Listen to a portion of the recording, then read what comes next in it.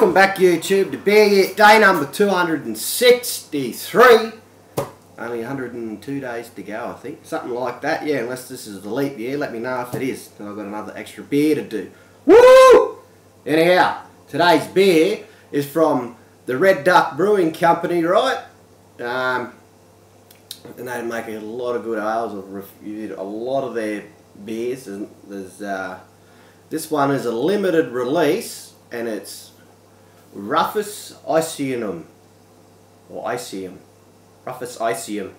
Righto, it's 9% alcohol. It's a Celtic Imperial Red Ale. There you go. So 9% alcohol, pretty strong. What do we got here? It's 2.4 standard drinks for 355 ml, or I think that's, I don't know how many ounces that is, but it doesn't matter. Well, here we go.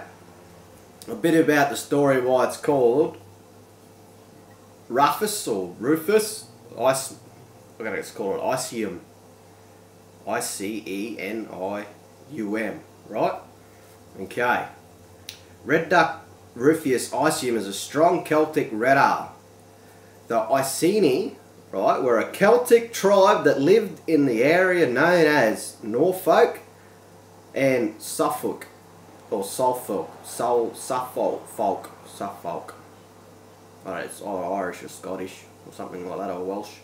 Origin of the rebel warrior Queen Boadicea, right, who fought to rid her tribe country of wine guzzling fucking Romans. I'm only joking about the F part. And restores peace and justice to her beer loving tribes. This is a big, multi-colourful, strong ale worthy of any monarch. I hope it lives up to its name. So there you go. Bit of a background about it, named after a tribe. Oh, definitely big in malt straight. Really sweet. Almost sort of like molasses light. Definitely a lot of like stone fruit used in here as well. Oh, don't disappoint. There's a lot of dreads build up. Well, what do you call it? Sediment on the bottom. I shall get to the bottom of that.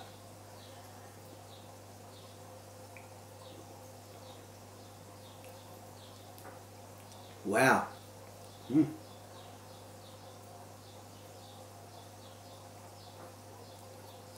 wouldn't think this is a 9% beer at all. It's definitely, you cannot taste the alcohol. It's not bitter. It's sort of like a real light, I'd say like a I don't know, like a fruit punch, but without that real sweetness bit. Just dull it down, a little bit sour.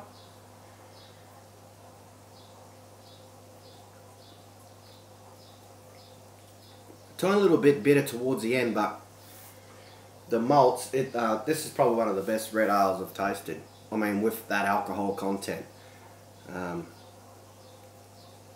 Yeah, so I'll just leave a bit in the bottle there. Little to no head, but that's all right. I'm not worried about that. It's almost brown in colour, carbonation. You can't see that, but that is really going off on the bottom. Yeah, I'm just trying to get all the dregs out, all the sediment, all the malt that's sunk down to the bottom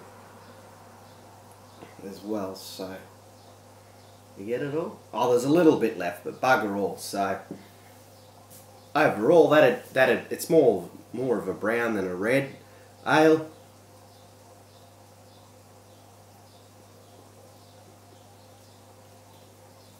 I don't know. I'm going to give it this is a 5 because it hides the alcohol content really well. It's Imperial Celtic Red Ale, so you cannot taste the alcohol content. It's just real nice, like fruit flavours, a bit malty as well. It's not overbearing, it's not bitter, it's not too sweet. It's very well balanced, and for a 9%, you'd get yourself shit-faced pretty quick if you started drinking this all the time, if you didn't know. Wow.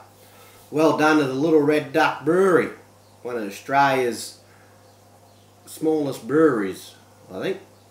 Small, yeah, it is. There you go. What do we have? How would he say that again? Rufus Iceium.